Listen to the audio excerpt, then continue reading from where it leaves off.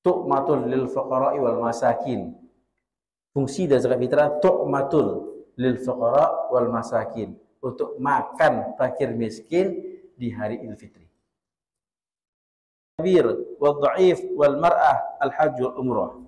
Jihadnya orang yang tua, jihadnya orang yang lemah, jihadnya orang yang perempuan, 3 orang. Jihadnya orang tua, jihadnya orang yang lemah, dan jihadnya kaum wanita adalah haji dan umrah.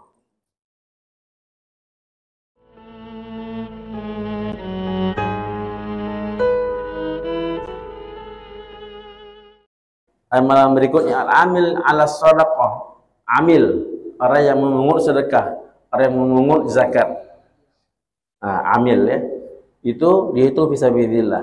An Rafi' bin Khadij radhiyallahu anhu qala, sami'tu Rasulullah sallallahu alaihi wasallam yaqul, al-amilu idza stu'mila fa akhadha al-haqqa wa a'ta al-haqqa lam yazal kal mujahidi fi sabilillah hatta yarji'a ila baitih. Seorang yang amil, pemungut zakat. Dulu itu Pak, zakat itu ada petugasnya. Petugas menarik zakat. Disebut amil. Dan itu dilantik oleh pemerintah. Ya. Imam melantik dia. Ya, amil. Maka amil tadi sepanjang tahun apa tugasnya? Ngurus zakat. Menagih zakat, menghitung berapa wajib zakat, ya. Kemudian menyalurkan zakat tadi, itu kerja sepanjang tahun, sehingga dia dapat zakat juga. Amil namanya, pengurus zakat. Sedangkan amil-amil yang kita buat sekarang tahun ini, ya di Indonesia ini, amil menjelang Idul Fitri saja, ya, di akhir-akhir Ramadan. Ya, amil 3 hari. Padahal ada yang amil semalam, ya, ada yang amilnya cuma kerja semalam. Nah, itu ya, ulama berbeda pendapat, bahkan yang lebih cenderung, saya lebih cenderung pendapat yang mengatakan itu tidak disebut amil yang berhak terima zakat. Ya, itu bukanlah amil yang berhak terima zakat. Salah kalau mereka terima zakat. Ya, karena itu dihitung adalah orang yang apa namanya dalam bahasa Indonesia? Relawan, kerja tanpa upah. Dia relawan, waktu dia ada, dia sedekahkan waktu dia untuk mengurus zakat fitrah. Ya. Itu disebut relawan, bukan amil. Yang namanya amil, satu, ditunjuk oleh pemerintah. Yang kedua, kerjanya setahun. Syarat amil ditunjuk oleh pemerintah, ada SK-nya. Ya, oke, sekarang ada SK katanya, ada dari itu, oke, ada SK. Tapi kerja kamu berapa? 5 hari cuma. Hanya zakat fitrah saja. Padahal amil itu zakat mal. Ya. Jadi sebaiknya bapak-bapak yang sudah tahu nih, jangan sampai kita urus zakat fitrah kampung kita, masjid kita, tapi pas pembagian saya nggak mau terima. Aku tak mau upah daripada kerjaku ini. Ya, bagus itu Pak. Jangan terima. Kalau nggak zakat apa? Atas dasar apa saya dapat zakat? Bapak ambil? Enggak. Ambillah. Saya nggak mau terima. Atas dasar apa kamu kasih saya zakat? Bapak fakir? Enggak apa, saya terima. Karena fakir adalah berhak terima zakat. Kalau amil yang dibentuk di masjid itu bukan amil sesungguhnya. Nah, ya, dalam hadis itu adalah amil yang ditunjuk oleh pemerintah yang hari-hari dia sibuk mengurus zakat umat. Ya, zakat umat, dia ngejar zakat, datangi orang, hitung zakat dia, ambil kewajiban dia, kembalikan kalau ada lebihnya, kemudian dia bagi-bagikan ke yang berhak. Itulah tugas amil, berat Pak. Ya, mencari orang yang wajib zakat itu berat, dan mencari orang yang berhak terima zakat itu juga berat. Di zaman dulu, ya, yang payah itu mencari orang yang berhak terima zakat itu payah. Kenapa? Karena seorang menyembunyikan keadaan dirinya. Semua orang menyembunyikan kefakirannya. Hampir semua orang menyembunyikan kefakirannya, sehingga semua orang nyangka dia itu mampu. Dia mampu. enggak fakir. Masya Allah. Zaman sekarang terbalik, yang payah tuh mencari orang yang wajib bayar zakat. Semua orang menampakkan dirinya, aku tak wajib zakat, aku tak wajib zakat. Semua orang seolah menampakkan dirinya tidak wajib zakat. Kalau dulu semua orang menampakkan dirinya tidak berhak terima zakat. Sekarang kan terbalik. Semua orang menampakkan aku berhak terima zakat, aku berhak terima zakat. Ya Allah. Jadi itu kerja amil ya, meneliti ya, mencari siapa yang wajib zakat dan mencari siapa yang berhak terima zakat. Gitu. Oke. Nah, kata Nabi, barang siapa yang ditunjuk menjadi amil dan dia bekerja dengan benar, mengambil dari orang itu dengan benar dan menyalurkan dengan benar, maka apa? Maka dia seperti mujahid fi sabilillah. Kal mujahidi fi sabilillah. Dia seperti mujahid fi sabilillah sampai dia pulang ke rumahnya. Selama dia ngurus zakat tadi, dia dihitung jihad fi sabilillah. Di langkah-langkah dia seperti langkah-langkah orang jihad. Masya Allah. Ini fadilah amil. Nah, kalau seandainya kita dengan sukarelawan mengurus zakat umat, ya, zakat orang kampung, zakat fitrah kita urus, nah itu pahalanya besar sekali ya.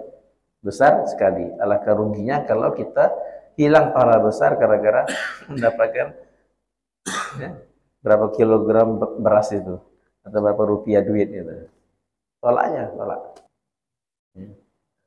Nah, poin ya. Nah, kasih orang lain, ya, kasih orang lain berhak. Satu ya. Satu lagi mungkin kita akan nyimpan dari ini. Satu lagi zakat fitrah tuh, ya, zakat fitrah itu ulama mengatakan memang ada yang membolehkan zakat fitrah dibagi kepada 8 golongan. Zakat fitrah dibagi kepada 8 asnaf, ya, innamas shadaqat lil fuqara wal masakin wal 'amilin 'alaiha, ya, 8 golongan fakir, miskin, amil, mu'allaf, riqab, ini utang, ibnu sabil, ya, gharim yang menanggung utang. Riqab itu orang yang mau merdeka tapi tak ada duit untuk menebus dirinya, ya. Dan apa lagi? Fisabilillah. Nah, itu 8 itu. Ya, fakir, miskin, amil, mu'allaf, orang yang hamba saya mau merdekakan dirinya, tidak ada punya duit, dia berzakat. Kemudian fisabilillah, ibnu sabil, musafir, dan orang yang berutang. Ya, 8 golongan itu yang berhak terima zakat dalam Quran. Itu zakat mal, zakat mal. Adapun zakat fitrah itu sebagian ulama mengatakan penyaluran zakat fitrah khusus untuk fakir dan miskin. Bukan untuk 8 golongan ini. Disalurkan, kenapa? Karena ada hadis, ya, ada hadis Rasulullah, tu'matul lil fuqara'i wal masakin. Fungsi dari zakat fitrah tu'matul lil fuqara' wal masakin, untuk makan fakir miskin di hari Idul Fitri. Maka ada hadis ini lil fuqara' wal masakin. Sebagian ulama mengatakan tidak boleh zakat fitrah diberikan kepada selain fakir dan miskin. Zakat fitrah hanya diperuntukkan untuk fakir dan miskin. Kita kan enggak kan. Mungkin perlu digali lagi, ya. Perlu digali lagi, dirombak lagi, pelajari lagi. Berapa lah duit yang dikumpulnya? Berapa lah? Ya, bayar berapa? Di masjid berapa di masjid? Setiap tahun terkumpul zakat fitrah. Iya, duit. Satu orang yang dikasih? Tidak seluruh totalnya. 34 juta. 34 juta. Ya, itu kalau kita kasihkan kepada 8 golongan tadi, berapa dapatnya? Sedikitnya enggak? 200 ribu. Tapi kalau kita hanya salurkan kepada fakir miskin, tentu kan lebih sedikit. Saya satu orang bisa dapat 1 juta. Bisa dapat lebih dari 200 ribu. Maka fungsinya lebih banyak. Nah, ya. Nanti kalau banyak yang mau dikasih, sehingga fungsinya sedikit. Fungsinya sedikit. Padahal zakat fitrah fungsinya apa? Untuk menyenangkan fakir miskin di hari itu. Ya, kalau berpuasa, makanya hari makan-makan. Kata Nabi, Idul Fitri hari makan-makan. yaumut ta'min wa syarab, hari makan dan minum hari ini. Mereka miskin, gak punya apa-apa, mereka kasih juga duit untuk pos ini anak makan yang enak. Kasih mereka duit untuk beli pakaian untuk anak istri mereka, keluarga mereka. Ya. Allah alam itu, kalau menurut saya itu yang bagusnya. Jadi tergantung pengurus masjid lagi ya. Mau ngambil pendapat yang bolehkan silahkan. Ngambil pendapat yang agak sedikit tegas sedikit silahkan juga. Jadi dari amil tadi ya, dari amil tadi. Jadi kata dalam kitab-kitab itu orang-orang yang mengurus zakat fitrah seperti di masyarakat hari ini hanya kerjanya seminggu, kerjanya menjelang Idul Fitri ya, itu disebut muawin. Muawin, penolong, pembantu saja. Itu orang yang bekerja tanpa upah. Ya. Oke, insyaallah. Jadi semua takut nanti terima zakat fitrah ya. Ya. Tapi tambah semangat untuk ngurus harta umat. Bagus itu ya. Kalau tak diurus tak bagaimana? Kalau semuanya nanti lari tak ada yang mau masjid. Salah juga itu kan. Kalau tak mau tak ada lagi pengurus yang di masjid, panitia di masjid. Memang ya ini beda zakat fitrah dengan zakat mal. Kalau zakat mal itu sebaiknya diserahkan ke amil. Zakat mal. Jadi terbalik kita nih. Dalam Islam itu sebenarnya zakat mal diserahkan ke amil. Nanti amil akan bagi-bagi. Zakat mal. Tapi kalau zakat fitrah yang afdolnya kita langsung ngasih ke fakir miskin.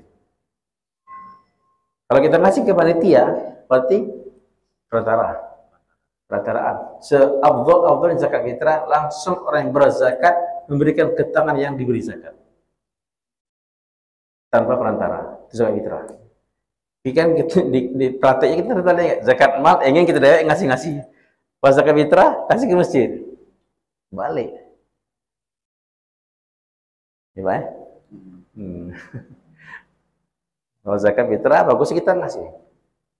Tapi karena adat kita sudah berubah sehingga kalau tak ngasih di masjid lagi disangka apa kita zakat tuh.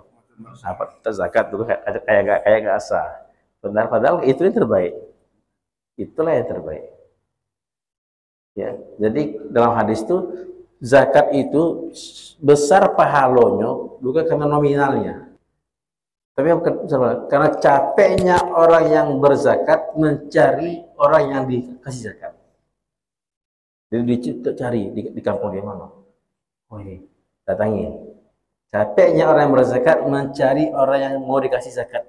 Itu yang dihitung pahala. Cara ngasihnya gimana sama orang ngasih? Langsung ngasih ya. Kalau seandainya orang itu nggak tersinggung di zakat, bilang ini zakat saya.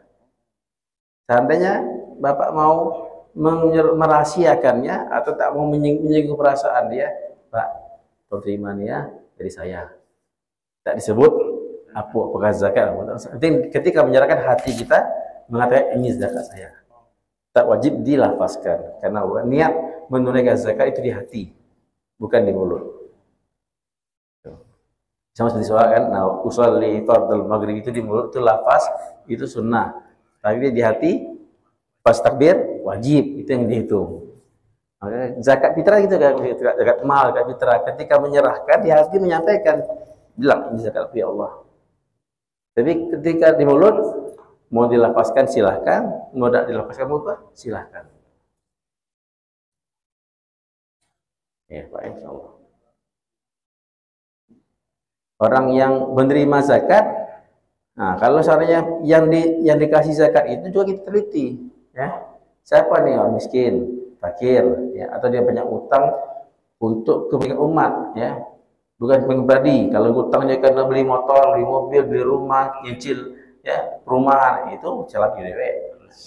Yang namanya wal gharimin. Siapa gharimin itu? Orang yang berutang jilid utang untuk kepentingan umat. Misalnya ustaz pengen bangun masjid, utang ke toko bangunan di atas namaku nih, atas namaku. Sehingga banyak utang dia, banyak utang karena bangun masjid. Maka kita boleh berzakat ke dia untuk melunasi utangnya. Karena utang dia bukan untuk bangun rumah dia. Yang pesantren, ya, nanggung santrinya makan, gaji-gaji guru-gurunya, sehingga berutang dia. Maka orang seperti ini disebut gharim nih, yang menanggung hutang untuk orang lain. Ini gharim. Ya. Kalau utang kah? Apalagi kalau utang karena untuk judi. Ya Allah, kalau judi utang, itu kasih ke zakat, ya. Jangan kasih. Nah, jangan kasih. Ya. Jadi kita fikih zakat ini jarang-jarang dibahas. Fikih zakat jarang dibahas di masyarakat, sehingga kepahaman kita mulai campur baur. Ya, ya. Dari mana tadi? Dari amil tadi. Kemudian berikutnya adalah al-hajj wal umrah. Pahala haji dan umrah sama dengan pahala jihad fisabilillah. Dari Ibunda Aisyah radhiyallahu anha qalat qultu ya Rasulullah naral jihad afdalul a'mal afala nujahid qal lakinna afdalul jihadi hajjun mabrur. Ibunda Aisyah berkata, ya Rasulullah, kami melihat bahwa jihad merupakan amal yang paling afdal. Jihad angkat pedang fisabilillah adalah amal yang paling afdal. Maka Nabi SAW, maka Ibunda Aisyah bertanya, ya Rasul, apakah boleh kami kaum perempuan untuk berjihad juga? Nah, ini semangat perempuan ya, semangat perempuan, tak mau ketinggalan. Kami ini kaum perempuan melihat bahwa jihad ini amal paling afdal. Boleh nggak kami kaum wanita juga ikut berjihad, ikut perang juga? Wah, jos. Ya, hebat kaum wanita dulu. Maka Nabi mengatakan, tetapi bagi kalian kaum wanita, jihad yang paling afdal bagi kalian adalah haji dan mabrur. Itulah jihad yang paling afdal. Dalam hadis lain, aku bertanya, Ibunda Aisyah, aku bertanya pada Rasulullah, ya Rasulullah, nisa yahmil jihad, apakah kaum wanita juga berjihad? Ada jihad bagi kaum wanita? Qal alaihinna jihadun la qitala fi al-hajj wal umrah. Nabi bersabda, hendaknya mereka berjihad dengan jihad yang tidak ada perang dalamnya. Dengan jihad yang tidak ada perang dalamnya. Apa? Al-hajj wal umrah, haji dan umrah. Jadi haji dan umrah adalah jihadnya kaum wanita. Ini lebih jelas lagi dari Abu Hurairah radhiyallahu anhu, dia mengatakan Rasulullah SAW bersabda, jihadul kabir wal dhaif wal mar'ah al-hajj wal umrah. Jihadnya orang yang tua, jihadnya orang yang lemah, jihadnya orang yang perempuan, 3 orang. Jihadnya orang tua, jihadnya orang yang lemah, dan jihadnya kaum wanita adalah haji dan umrah. Karena untuk perang ini mesti laki-laki yang muda, yang kuat. Ya. Kalau sudah tua, jangan angkat pedang, angkat diri kita tidak kuat lagi, apalagi mau dijihadkan, ya enggak? Atau orang yang lemah, sakit, ya, penyakitan, orang yang atau anak kecil, apa jihadnya? Bukan angkat pedang. Perempuan juga, bukan angkat pedang jihadnya, tapi apa jihadnya? Haji dan umrah. Itulah jihadnya 3 golongan ini. Ya Pak ya, kita niat untuk istri-istri kita jihad haji dan umrah. Buat haji dan umrah istri-istri kita. Masya Allah. Ini perjalanan paling bagus daripada bawa ke Bali. Ya. Holiday, liburan, honeymoon, lebih ke sana. Bawa umrah dan haji. Allah Akbar. Ini jihadnya kaum wanita. Dari Sayyidina Hasan bin Ali radhiyallahu anhu berkata, seorang laki-laki datang kepada Rasulullah SAW dan berkata, ya Rasulullah, ini jubban, aku ini penakut. Ada gitu Pak ya, laki-laki yang menakut tuh. Artinya aku ini kalau pergi jihad gak berani. Penakut aku nih ya Rasulullah. Tengok darah takut darah tuh. Nah, tak berani jihad. Maka dan aku lemah. Aku tak penakut, aku juga lemah, tak kuat. Maka Nabi SAW bersabda, halumma ila jihadin la syaukata fi. Mari kita pergi ke jihad yang tak ada duri di dalamnya. Tak ada kesusahan di dalamnya, tak ada duri di dalamnya. Apa itu? Al-hajj. Nah, kamu naik haji. Ada solusinya bagi orang lemah ya. Pergi haji. Masya Allah, indah Islam ya.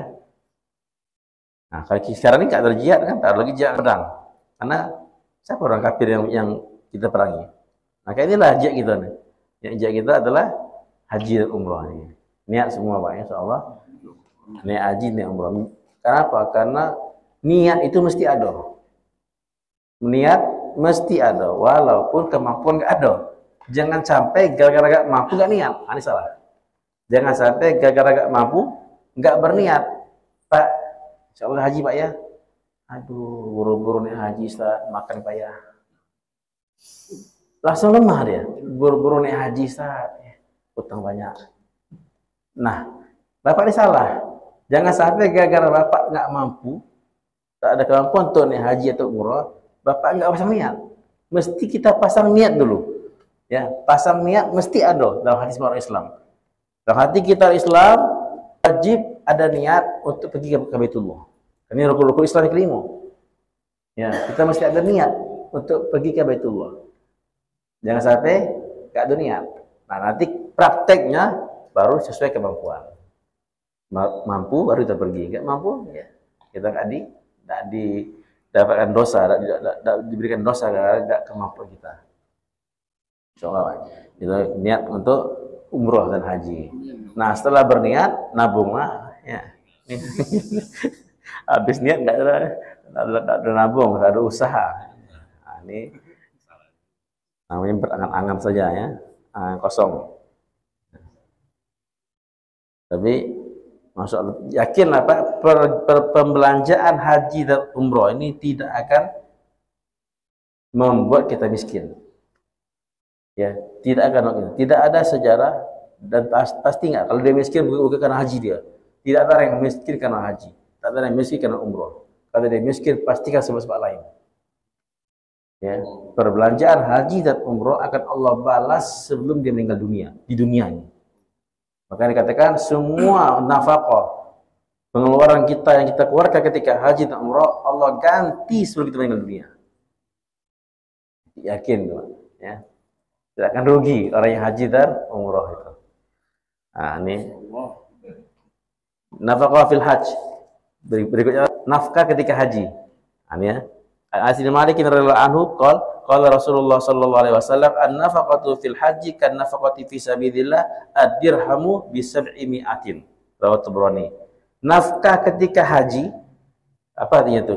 Semua pengeluaran yang kita keluarkan ketika kita haji, baik dari beli tiketnya, biaya hajinya, sampai di sana nanti hotelnya, beli makannya, apapun nafkah yang kita keluarkan ketika kita haji itu seperti nafkah yang dikeluarkan ketika kita berada fi sabilillah. 1 dirham kata Nabi dikali lipat 700 kali. 1 dirham Allah akan balas 700 kali lipat. Allah. Jadi kalau haji ini berbeda dengan perjalanan lain. Ya, kalau haji semakin banyak habis semakin bagus. Semakin bagus. Kenapa? Karena nanti gantinya kan banyak lagi. Ya, yang berapa kena biaya umrah 30 juta. Wah, aku 34 juta. Jangan sedih, lebih mahal. Jangan sedih, Bapak lebih bagus. Bapak yang lebih mahal lebih bagus. Lebih bagus, banyak biaya, lebih banyak balasannya. Masya Allah. Jadi kalau kita kemahalan jangan sedih. Nah, sampai di sana nanti, habis di Mekah, di Madinah, dalam belanja pun jangan pelit-pelit. Belanja ya. Ya, apa namanya itu? Perbelanjaan yang diberi pahala adalah perbelanjaan ketika haji dan umroh, ketika di Mekah Madinah. Kalau Bapak di sini beli es krim, hanya dapat enaknya pahala nggak dapat. Betul. Bapak makanlah, pergi ke restoran yang mewah, dapat enaknya pahala biasa Apa bedanya makan di restoran murah? Tak ada. Tapi kalau Bapak pergi ke Mekah, pergi haji ya, di Mekah dan Madinah itu perbelanjaan itu dihitung sedekah. Kenapa? Karena uang yang Bapak bayarkan itu membantu penduduk Mekah dan Madinah. Dihitung sedekah pada penduduk Mekah dan Madinah. Hadis.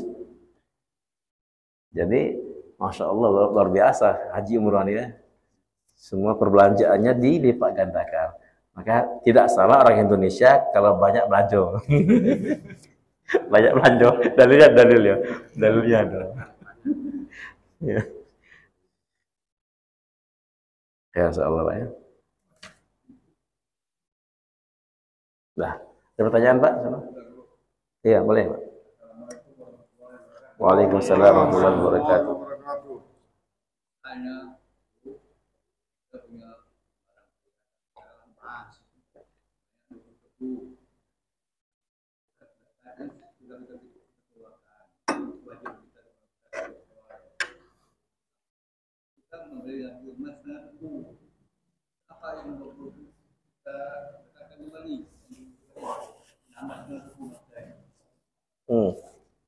Zakat mal, zakat emas ya.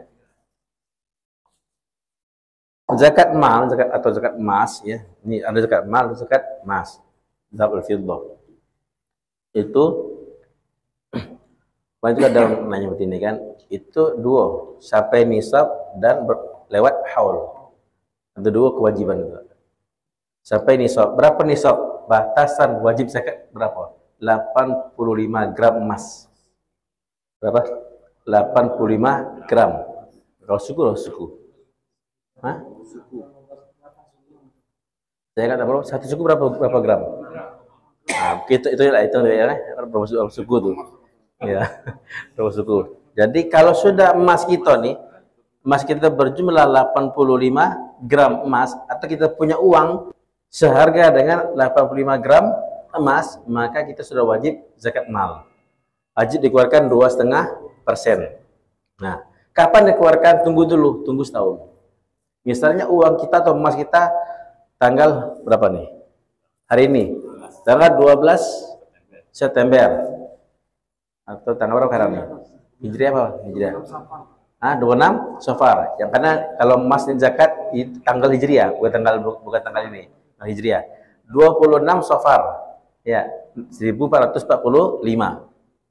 Maka sampai hari ini.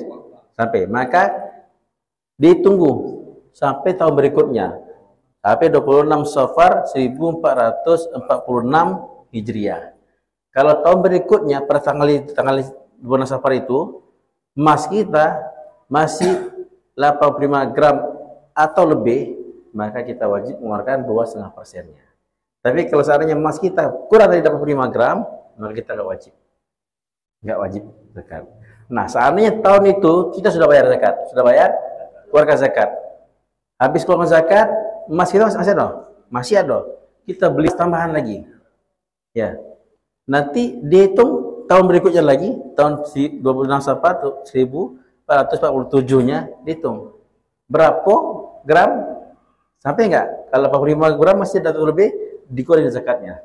Jadi bukan berarti zakat yang emas yang kita punya tahun ini yang sudah dizakati, tahun depan enggak zakat lagi, enggak. Zakat itu berulang terus sepanjang tahun. Walaupun sudah dizakatin. Kita hari tahun ini punya emas berapa? 100 gram. Kita zakatin. Tapi emas itu enggak kurang.